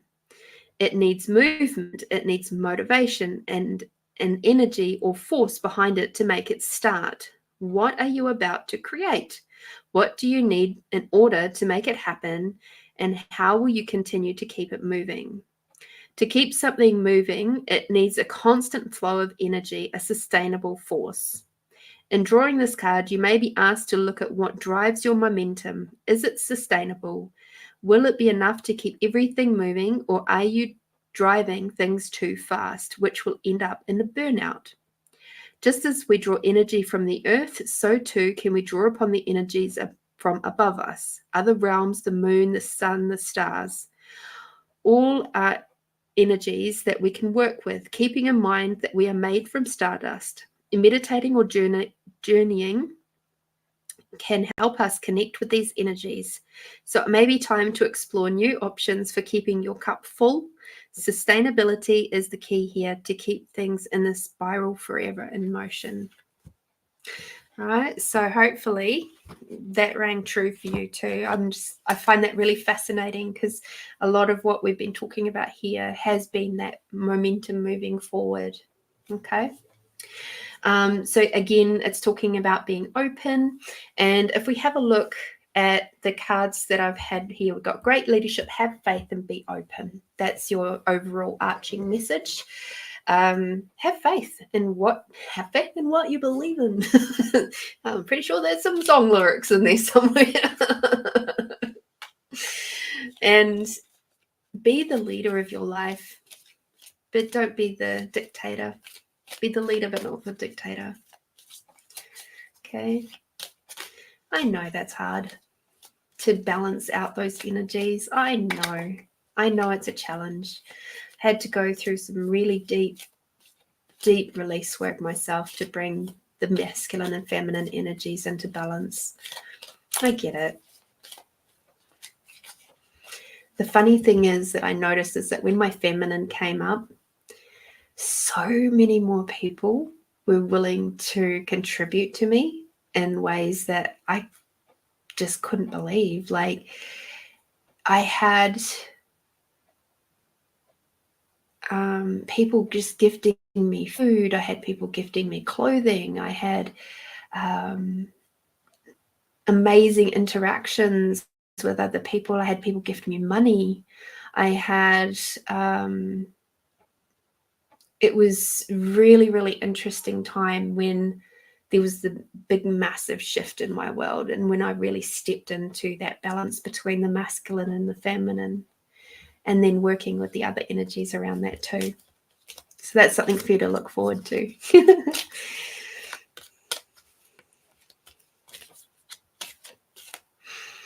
Even working with real estate agents and things like that was so much easier once my feminine was in balance, my masculine and feminine. We've got hope. Okay, so that's your yummy card, is hope. So throughout everything that you're doing right now, stay in the space of hope, which is actually really closely related to that space of gratitude. Gratitude's more potent. So much like I said for Melinda, you know, get into that space of gratitude, deep, deep, deep gratitude for like 8 minutes a day. If you want to know more about that space of gratitude, have a look at that book, Becoming Supernatural by Joe Dispenza. And you'll understand why I'm talking about that now. Yeah, amazing. Thank you so much for your donation, Catherine. I am super, super, super grateful for you. And I hope that everything goes well with both the real estate and the romantic situation. It's be interesting to see what happens over the next few months. I was just like going, okay, is there anything that you'd like her to know specifically time-wise? They said, there's too many different timelines possible for you right now. So, and this is why I don't really like doing future projection stuff, simply because in any moment you have multiple different timelines. Every choice that you make or don't make, which is a choice too, either adds to timelines continuing to be created or makes them fade away and condenses them back down, just goes back to energy, right? So when people do future timeline readings, what they are perceiving is one particular timeline that might be the strongest one, but somebody could walk away from me and in 2 minutes' time make a completely different choice, which sets them on the path of a whole different timeline. And that timeline that I might have perceived would turn out here is no longer going to be relevant for that person, but then they'll go into judgment because they're not either of themselves or of me, because that particular timeline doesn't come true. And I'm just like, so yeah, cool. Yeah, it all happens at once. That's the beautiful thing. All right, so let me just double check to see if anybody else has been very kind and generous to add donation. I don't hear anymore. I don't think I heard.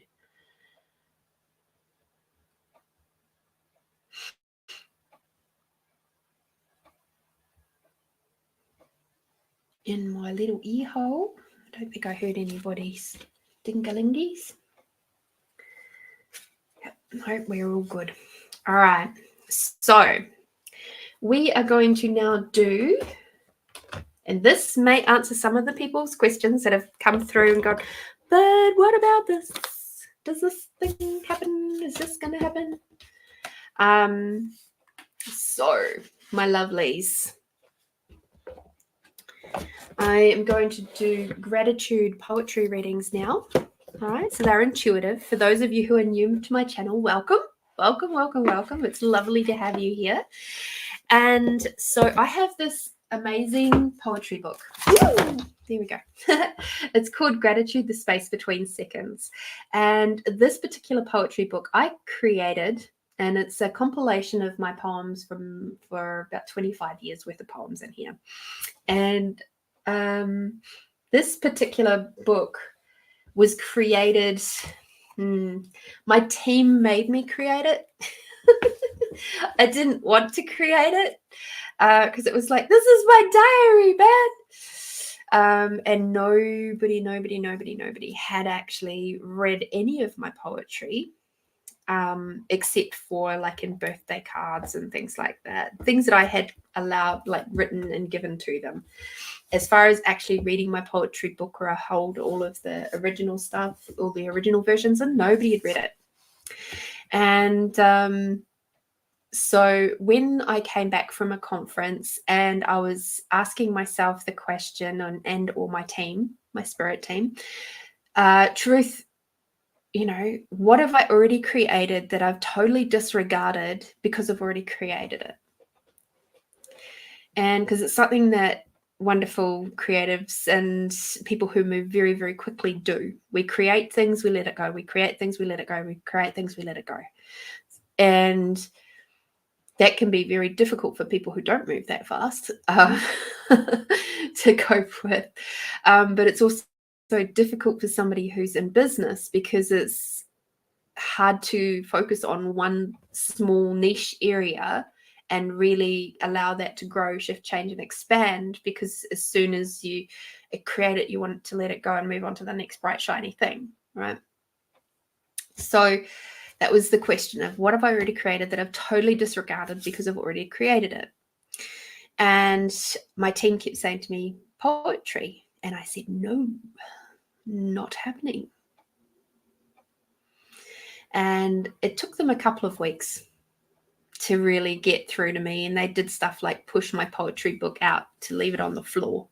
Nobody else was in my house. I had no cat, no nothing, no pets, no fish, nothing. And I'm pretty sure if I had a cockroach in there, it wouldn't be strong enough. So my spirit team was very strong, made me do it. I chose to do it in the end. I could have continued to resist and react. There was hints that something was a bit special about this book. I'm not sure you can see it on camera. So I created the background color, and when I scanned the image, which I used, what did I use? I think I used like food dye on watercolor paper. And when I scanned it and then I altered the color slightly to like a slightly peachy hue, it revealed this lady in the book, in the image. So up here is her big, huge bonnet. Think sort of old 1800 style. She's got her thin bodice comes down here, and her big puffy sleeve out here, and her big puffy sleeve out there, and then she's got a massive like Victorian style ball dress happening at the bottom. And I was just like, oh, that's kind of creepy, it's kind of cool, but it's creepy and it's cool at the same time. It's such a special thing. And I had no idea that that was happening. So she is the guardian of the book. And when I was on a show, I was on a podcast to talk about my book. And the lady said to me, oh, would you like to read a couple of poems? I said, yeah, absolutely, I'd love to. And so I asked her, and I went to the back of the book, because that's where the creation key is, because that's what they told me to call it. And I said to her, okay, well, pick a number between 1 and 88. And so she did. And I read it out. And it turned out to be exactly where she was at right now, or at that moment. And then later on in the show, she asked for another one. We did the same process, and it ended up being the poem about my dead cat. And she said, oh my God, my dog had to get put down last week. And just, it's continued to grow and develop, and I use my intuition with this poetry book a lot more. So I am going to ask you now to put the first number that comes into your head between and including 1 to 88. Put it in the chat now. For those of you who have been hanging out, waiting for me to do a reading for you, and you've not put through a donation, this is your opportunity to potentially get an answer to your questions. So do that now, okay?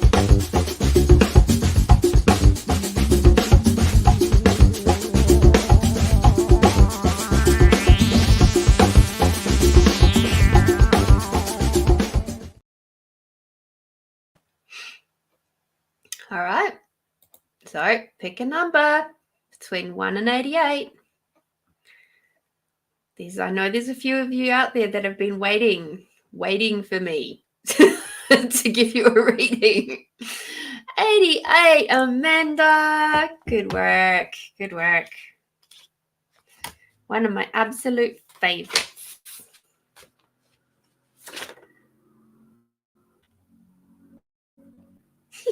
Sorry, it's just reading a nice little bit that I hadn't actually read for a really long time. Oh dear. No. Oh, I'll share with you there in a minute. All right, Amanda, because you're smart and you listen. Good work. So, gratitude, the space between seconds. Stumbling through life, hints of awareness whisper, only to be discounted or made wrong. Hoping and wishing something else is possible. Gleaning information. Slowly gaining ground and pace. Shaking off the shackles and lies and creating a brand new existence. We're knowing an awareness pulse, seeing what is and what isn't with clarity. Playing with choice and expansion, becoming more at ease. Falling in love with true self, seeing the molecules, perceiving energy flows, receiving different beings, creating new possibilities, embracing the gratitude and flowing into and through the space between seconds. Amanda, congratulations. All of the hard work that you have put in over the last few years into your spaces of spiritual expansion, energetic expansion, getting rid of those old clunky beliefs, learning how to receive another person and yourself with more ease, has created for you a space where you can and are living, as they say, your best life. All right. So thank you for bringing that in. And I'm so grateful because now you are actually shining the light for so many other people to really, truly know that that's a possibility for them too. So thank you for being you. Thank you for just showing up and shining and being delicious and yummy with your partner and, you know, getting out there and doing the things that really light you up and make you feel good. Thank you. Thank you, thank you, thank you, thank you, thank you.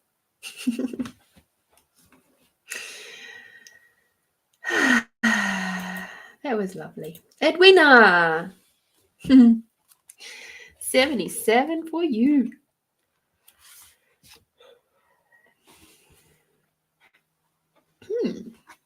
Okay, Edwina. If he is supposed to be yours, then he will be. You have made the connection. Oh, by the way, the thing's called patience, my girl. You have made the connection over distance already. He loves you with all of his heart, soul, and body. He will do almost anything to talk and be with you. So he has some things he needs to sort. You know this year is about patience. It's another instance, another lesson. Breathe. Feel the love and the warmth because it is true. Trust it. Trust in yourself. Trust what has been said before is true. So Edwina, what I'm hearing about this one is it's about trust. Trust in your heart, okay? Be aware of where your ego is trying to overrule and the ego working from those old hurt spaces, remembering that the conscious mind can only work from previous experiences. when you're into your heart space or into any of your other intuitive spaces, like your third eye, your heart, your base chakra, all of those, but not the base chakra, but further in, working in those spaces, and you really expand out and you allow yourself to be in your intuitive space, you'll know what is true for you, and you'll know of the people who are around you or a special person in your life, whether they are worth the effort or not. Sometimes what happens is that a special person will come in and through our lives to shake shit up and to really get you to narrow down and really fine tune what is important to you and what energies and behaviors are okay by you and which are not. So that's really what this particular poem I'm feeling for you is at the moment, and allowing you to get really crystal clear about what you require and desire in relationship, even if that is the relationship with you. Okay, because like I said earlier, the space that we hold with ourselves is quite often magnified massively with the space that we hold with others. So if you're in your sensual, sexual, like yummy, delicious, super hyper feminine space, then you're likely to receive people who will really respond to that. And then you might actually receive some backlash from people who find that like challenging for them because they're not in that space, and they might desire to be, but they don't know how to get there. They might find that a little bit intimidating, if you like. But that's okay, because that's their issue, not yours. So don't dull yourself down. Don't make yourself small. Just be you. Be bold, be brave, be you. That's why I say that all the time. It's really important to learn and remember. Okay? Yeah, exactly. Sometimes we require those shake-ups. So this particular poem, the person that this is related to,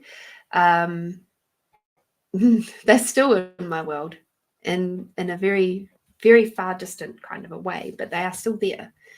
And they had this uncanny, even though we had split up only after a very short period of time, when we became friends again, and a few years later, every time I was in a space where I was like feeling a bit wonky, a bit sad, I hadn't put anything up on Facebook or anything. They lived in a completely different state of Australia.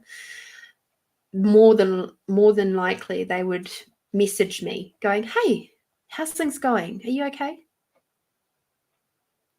Because we have that connection. It was a very, and like it said in there, he loves you with all of his heart and soul and body. And that was very, very true at the time. And it also freaked him out. And it split us up in the end because it was very, very intense. It was a very intense relationship. Okay. Yes, they are my own poems. Very much so my own poems. Alrighty, Melinda 56.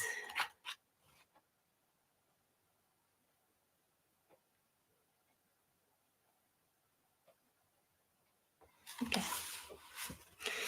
You are the love of my life and my rock. You are the one who makes me laugh even when I'm crying.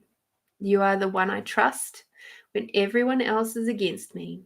You are my heart, you are my companion, you are my soul, and I love you.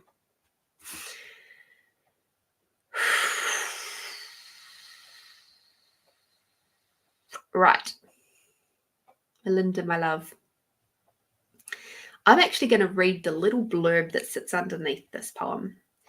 And because I get that this is sort of to do with how you are with yourself, but also there's a little bit of a side stuff sitting over here in relation to relationship. Okay. So I'm gonna.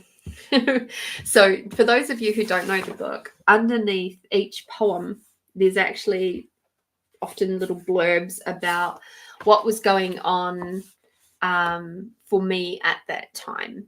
Because it was like, as I was writing them out, I was like, oh, you know, when you used to get cassette tapes, this is showing my age, or CDs, and you'd get the sleeve with the lyrics in there.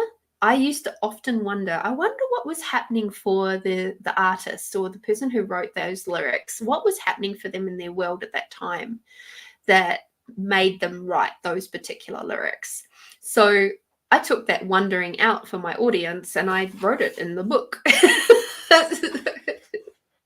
So what I wrote about that one was, the neediness of that time is so obvious to me now. The ache to be loved and cared for, even at the total exclusion of my own awareness of what would create so much more in my world. The thought that I would be able to tough it out and not make the same mistakes as my mum and all parents did. In doing so, I ended up picking up the same type of man as my dad in many ways, and chose to create so much space of hurt for myself, as well as those who really were in their own way trying to tell me not to do it. Unfortunately, they also passed on the stubbornness and tenacity. So there's a lot there, Melinda, around being in that space of like, oh, like I said, there's that neediness, that codependency, that space of the toxic relationship stuff. So there's still some elements there. I'm getting that you're placing outside of yourself in the category of relationship, that you can't be your own rock, that you can't have laughter and love and trust and, you know, be that your heart, your companion and soul, and that all of that lies outside of you. But it's like, no. So like I said, this is a combination of, it's coming from here, it is about you, but it's also your belief systems and points of views of sitting out here and pushing those elements out there, which are required to come back to you. Right. So looking at the neediness aspects of you, that is, you know, needing a relationship instead of desiring, or just being welcome to receiving it, or that peaceful space of just being you and allowing that to naturally grow and develop, because you're balanced within you and you've dealt with that old stuff. Because I mean, that particular poem for me was something that was like 20 years ago, but it's still so relevant for so many of us who have had those old toxic relationships. And on the surface, the poem looks lovely, but it's actually really needy when you look at it and you see where that is sitting. And yeah, some stuff to work on. Gratitude will cut through it really, really effectively. So even to get into a space of gratitude around those old partners, and that space of like, when we look back, say if I was to do that gratitude space on the person, like the version of myself back then in my 20s that wrote that poem, and just be intensely grateful for her being able to be willing to put what she was feeling into words, even though it's like it was just a check mark point really of what she was feeling at the time. Alrighty, and I think we're up to, yep, we are. Catherine, back with you again, my love. 44. Let's see, what does the poems have for you?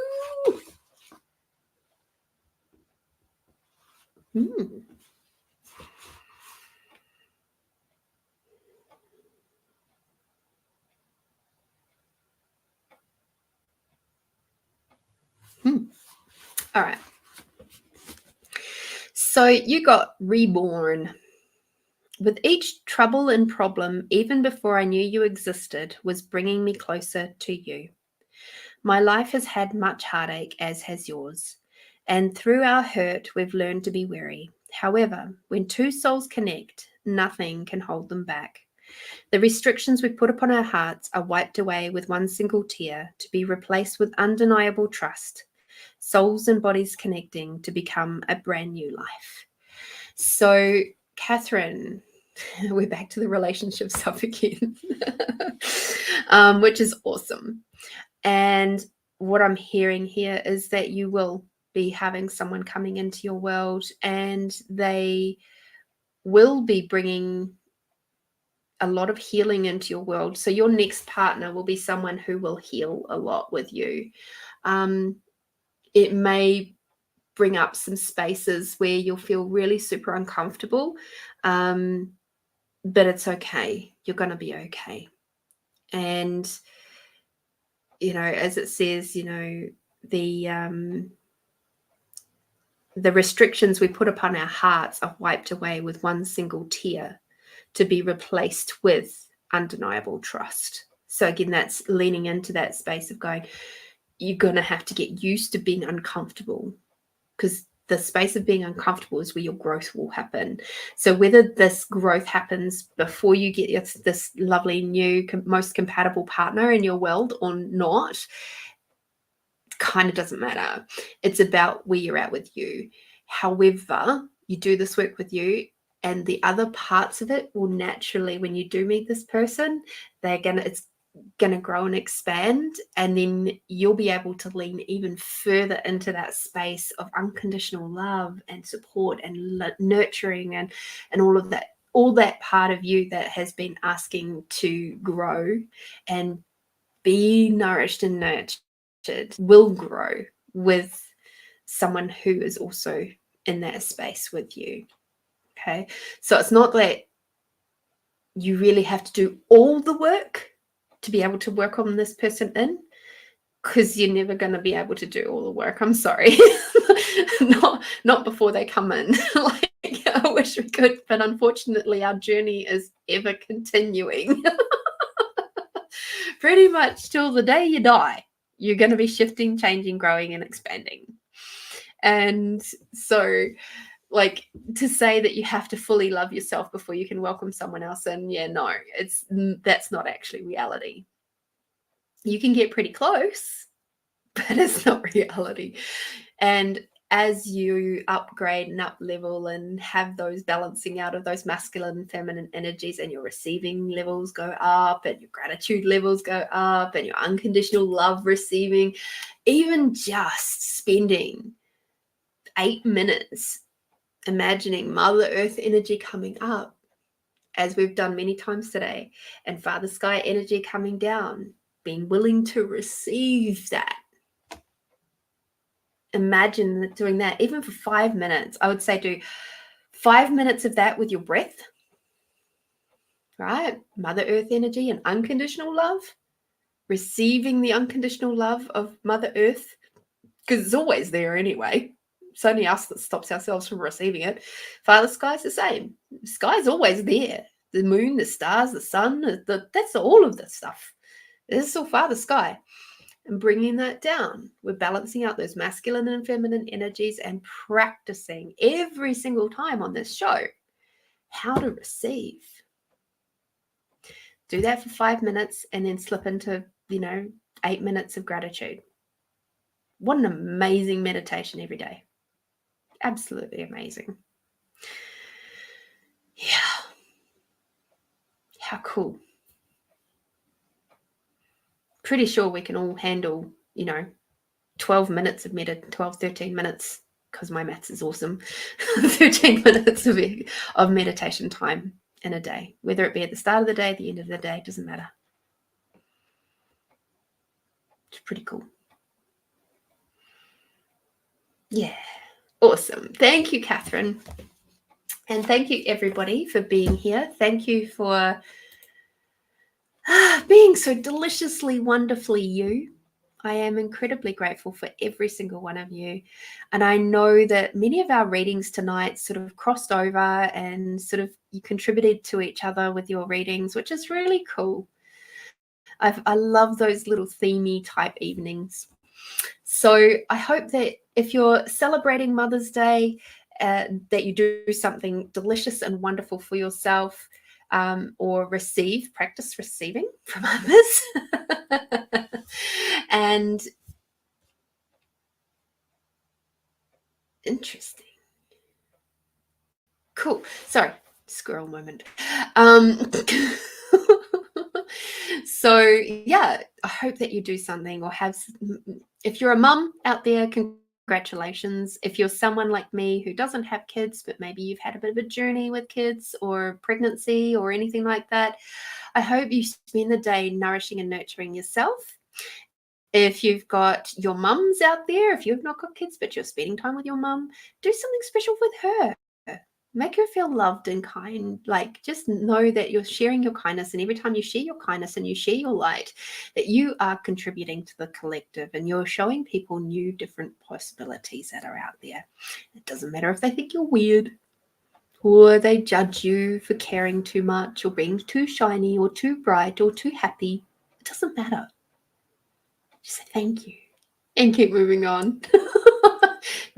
Receive their judgment as well, because it can add up to even more money in your bank account. That's a whole other topic for another day. Anyway, next week on Tasty Tuesdays, I have Nancy Lovato coming back to do a second chat with me. And this time we're going to be talking about post-traumatic growth. So instead of talking about PTSD, we're going to be talking about PTG, post-traumatic growth. And I am so excited to talk to her about that. We've had a couple of weeks of talking about pregnancy loss with two very brave souls. And so next week we're sort of slightly switching gears, but it's still in the similar wheelhouse actually, because PTSD is definitely something that can, and complex PTSD is definitely something that affects a lot of people these days. So being able to turn that around, reframe, and talk about it being a growth moment is just something that's really near and dear to my heart. I always desire for people to keep moving forward, even if it's only the teeniest, tiniest little step, even if it's just waking up in the morning and having 3 breaths, that 3 rounds of breathing, that helps to contribute to making them feel better and more centered and connected. That's really beautiful, beautiful, beautiful, beautiful. So that's happening next Tuesday. I, of course, will be back here on Friday for Find You Fridays. So please get out there, do something tasty for yourself. And until I see you next time, be bold, be brave, be you, my beautiful friends. Bye-bye. Have a lovely, lovely evening.